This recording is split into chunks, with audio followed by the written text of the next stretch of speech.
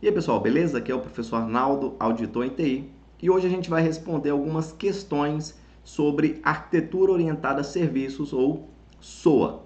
Mas antes disso, já te convido a se inscrever no nosso canal, a ingressar no nosso grupo no Telegram, caso você queira estudar informática para concurso de informática, e também a ser membro do nosso canal para cada dia mais a gente melhorar a qualidade do conteúdo trazido até vocês. Então, vamos nessa. Primeira questão, uma questão da CESP de 2022 para a Petrobras, para o cargo de analista de sistemas e engenharia de software. E ela fala o seguinte: acerca dos conceitos referentes à arquitetura de aplicações, julgue o item a seguir. Com a SOA, é mais fácil escalar ou ampliar o uso de uma funcionalidade para plataformas ou ambientes novos, o que resulta em maior agilidade e eficiência no desenvolvimento. Por outro lado, em geral, acaba por promover aumento nos custos da solução. Bem, recomendo, obviamente, que você tenha assistido aí a nossa aula sobre SOA. Você pode procurar no canal que você vai encontrar. Aliás, se você quer estudar informática para concursos, você pode pesquisar no nosso canal aí qualquer tema que a gente tem muito conteúdo. Então, se você quer estudar SQL, você pesquisa lá SQL, você vai encontrar aula. JavaScript, orientação a objetos, engenharia de software, vários outros assuntos. É só você pesquisar. Então, vamos nessa. Vamos analisar, né? Esse tipo de questão da CESP, a gente tem que fragmentar a assertiva toda e analisar cada trecho. Então, aqui fala que com SOA é mais fácil escalar e ampliar o uso de uma funcionalidade para ambientes novos. Correto, né? A gente aprendeu na aula de SOA que a ideia é justamente você oferecer serviços para sistemas interoperáveis, que muitas vezes são escritos em linguagens, em tecnologias diferentes, mas que eles conseguem conversar por meio da arquitetura orientada a serviços, que pode ser um web service, normalmente mas não exclusivamente, ok? Então, você tem uma funcionalidade e você quer tornar ela disponível, você pode tratar aquilo como um serviço e disponibilizar na internet para que outros sistemas consigam utilizar. Então, isso facilita essa escalabilidade. Você consegue disponibilizar uma função para outros módulos de um mesmo sistema, ou de um sistema da organização, ou de fora. Então, esse primeiro trecho está corretíssimo. O que resulta em maior agilidade e eficiência no desenvolvimento. Com certeza, né? Se fica mais fácil escalar ou ampliar, você tem maior agilidade e eficiência no desenvolvimento. Por outro lado, em geral, acaba por promover aumento nos custos da solução. E aí?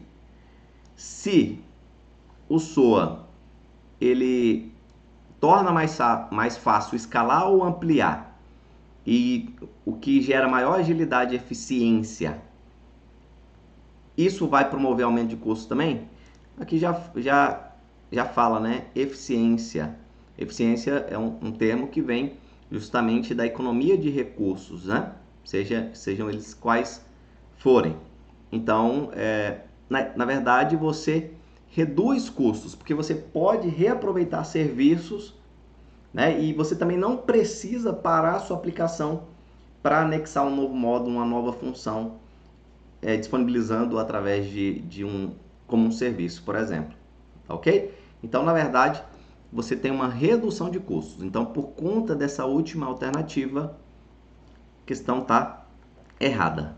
Não faz sentido ser eficiente e aumentar os custos. Outra questão da CESP de 2022 para o Tribunal de Contas do Estado do Rio de Janeiro. O cargo é analista de controle externo.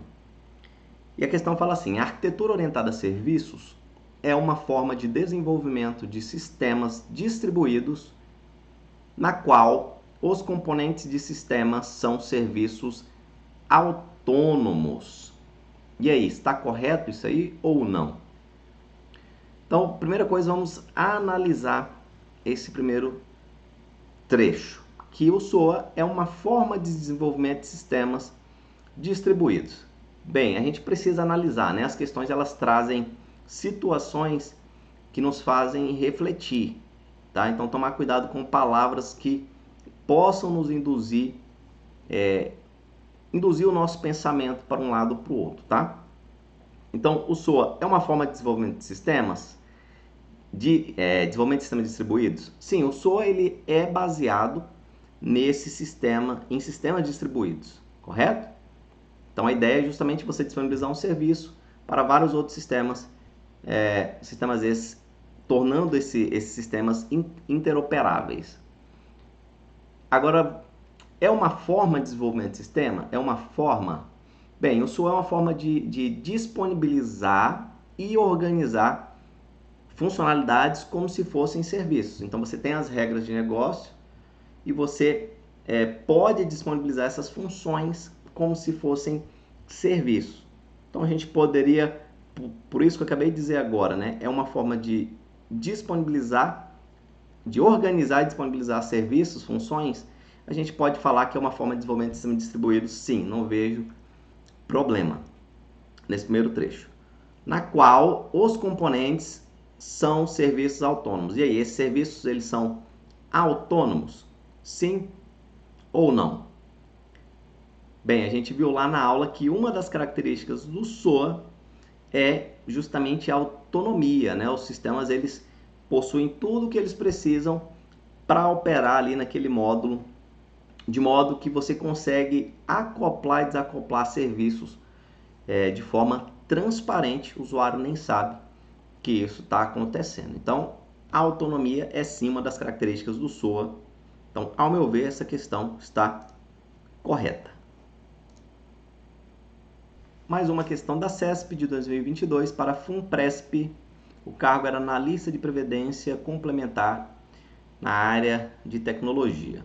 Então, ó, com relação aos conceitos de arquitetura de sistemas de informação, julguem o item que se segue. Em uma arquitetura orientada a serviços, o registro central é o elemento que disponibiliza os serviços, enquanto que o provedor age como concentrador de serviços. E aí, vamos lembrar da nossa aula. Lá na nossa aula a gente falou de alguns componentes e alguns elementos que fazem parte de uma arquitetura orientada a serviços, né? A gente tem alguns papéis. A gente tem um papel do provedor de serviço, que é quem, como o nome já fala, né, que provê o serviço, quem disponibiliza o serviço, ok? O provedor de serviço. A gente tem o consumidor de serviço, que é quem tem interesse naquele serviço. Eu preciso dos dados X ou Y, eu preciso de um processamento assim ou assado que um sistema tal consegue fornecer, disponibiliza através de um web service, por exemplo, ou de um REST, né? Então, esse é o consumidor do serviço, é aquele que tem interesse em consumir um serviço. E a gente tem o registro central, que é onde os serviços são publicados.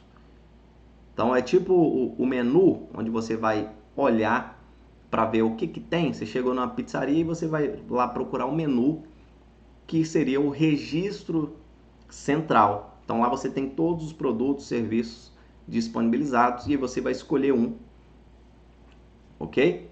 Mas aí tem uma pequena diferença, tá? Vamos deixar as coisas bem claras. Então, a gente sabe que o registro central é onde os serviços estão disponíveis. No entanto, quando o consumidor ele quer usar um serviço e ele localiza o serviço que ele quer, quem vai fornecer o serviço não é o registro central e muito menos o serviço está implementado lá no registro central. Então, o registro é só para você saber que existe aquele serviço. E aí lá, você vai obter, no registro central, você localizou o serviço que você quer, você vai obter o contrato formal que descreve o que é esse serviço, o que ele faz e onde que ele está localizado, ou seja, quem é o provedor dele. Entendido? Então, eu acho que o melhor exemplo é como se fosse uma lista telefônica, né? Voltando no tempo aí. Então, na lista, você localiza quem você quer, o que você quer, né? O serviço. E aí você vai entrar em contato direto com o provedor. Então, é assim também. O consumidor vê a lista, localiza o serviço, olha o contrato, não é isso mesmo que eu quero. E aí ele entra em contato, né, com o provedor de serviço e eles fecham um acordo no fornecimento de serviço. Não, estou de acordo com as condições do contrato e eu quero ter acesso a esse serviço. E isso é feito diretamente com o provedor de serviço, ok?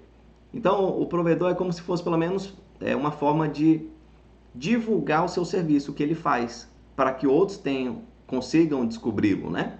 Lá no registro central. Então, vamos trazer essas informações para cá. Qualquer dúvida, você pode deixar o seu comentário. E para ficar mais claro, se você não assistiu a aula, assista a nossa aula de SOA. E aí fala, ó, em uma arquitetura orientada a serviço, o registro central é o elemento que disponibiliza o serviço. E aí, vamos analisar esse trecho. O registro central é o elemento que disponibiliza o serviço? Sim ou não? Bem, pessoal, quem disponibiliza o serviço é o provedor do serviço, né? O provedor que implementa o serviço e que o disponibiliza. E aí ele meramente publica o serviço lá no registro central para que os consumidores consigam achá-lo. Entenderam? Então, aqui nesse primeiro trecho, o provedor é o cara que disponibiliza o serviço. Enquanto que, aqui está falando, né? Enquanto que o provedor age como concentrador de serviços. Não. O concentrador de serviços é o registro central. Tá? Eles fizeram aqui uma inversão dos conceitos. Só que algumas palavras que são utilizadas, elas são complicadas, né? Então, tomar cuidado para não deixar uma coisa bem clara aqui, que o registro central, sim, os serviços estão publicados nele. Aí está falando que aquele é o concentrador do serviço. Mas não vamos pensar que o serviço está implementado no registro central. Não, ok? Está lá no provedor de serviço. Então, conceitos invertidos, questão errada. Questão da CESP também de 2022 para a Apex Brasil, cargo aí na área de TI. Então, vamos analisar a questão. Em SOA, o compartilhamento de dados e recursos entre dois ou mais sistemas computacionais é denominado... Então, o que descreve isso, né? Compartilhar dados e recursos entre dois ou mais sistemas computacionais. E aí, pessoal? Agregabilidade? Não, né? Serviço. Serviço é a funcionalidade disponibilizada, né? Mas não é o compartilhamento do dado em si. Não, o serviço ele pode compartilhar, ele pode transmitir os dados. Normalmente tem alguém que disponibiliza e alguém que consome esses dados, né? E a gente sabe que no SOA a gente tem baixo acoplamento, né? Então, e também, ou seja, os serviços eles são modularizáveis, né? Autônomos. Então você consegue escalar de forma transparente, digamos assim, para o usuário. E ele não carrega também peculiaridades de linguagem de programação e etc. Ou regras de negócio, né? As funções elas podem ter regras de negócio, mas o serviço que está sendo oferecido, ele é feito de uma forma mais em um nível em que sistemas distintos consigam se comunicar. Então, um sistema feito em Python, um sistema feito em Java, em PHP. Então, a gente tem esse compartilhamento de dados, de recursos, através do que a gente chama de interoperabilidade, ok? Então, essa capacidade de compartilhar dados e recursos entre mais de um sistema, sistemas por vezes distintos em termos de tecnologia, é o que a gente chama de interoperabilidade, ok? Essa capacidade de comunicação, de compartilhamento, mesmo que com tecnologias distintas. Então, não é acoplamento, não é serviço nem agregabilidade. Interoperabilidade é a resposta correta. Questãozinha interessante da CESP de 2022 para a PEX Brasil, cargo na área de TI. Na arquitetura orientada a serviços, o componente central que realiza a integração entre sistemas back-end e disponibiliza tais integrações como interface de serviços é chamado de... Ok, ele quer saber quem é esse cara, né? Qual é essa tecnologia, esse mecanismo que faz a integração entre os sistemas de back-end. Então, vamos supor que eu tenho vários sistemas de back-end que oferecem serviços distintos e aí eles precisam estar integrados e aí que fala que essa integração ela é disponibilizada como uma interface de serviços para os consumidores, né? Então a gente já consegue eliminar algumas alternativas. Vamos lá.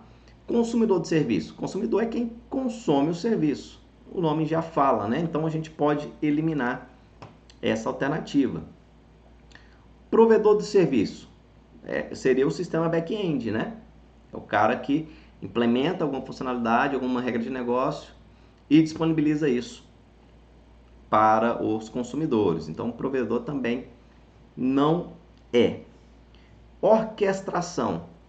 Bem, a gente viu na aula que existem, basicamente, né, a gente pode falar aqui que inicialmente a gente tem duas formas de organizar o serviço, mas não esgotando todas as possibilidades. Então, a gente tem a orquestração e a coreografia. Na orquestração, você tem um nó central que coordena o trabalho dos demais serviços e só, né, nesse modelo, só o nó central sabe que faz parte dessa composição de serviços. Enquanto que na coreografia, todos os nós, eles